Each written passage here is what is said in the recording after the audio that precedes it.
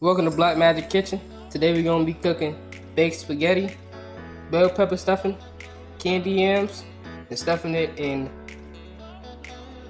Cornish hen. Here are my ingredients. We like to put oil and salt in the water so the spaghettis won't stick. Put it in. While your noodles are boiling, start melting down your cheese.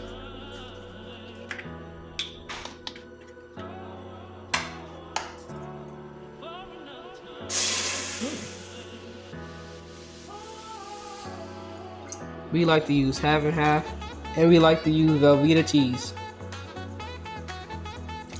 This is how your spaghetti should look when they're done.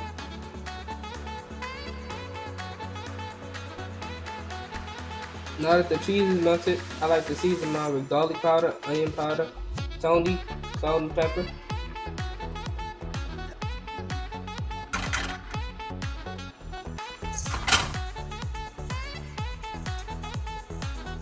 I'm putting my egg mixture and the melted cheese on top of my baked spaghetti.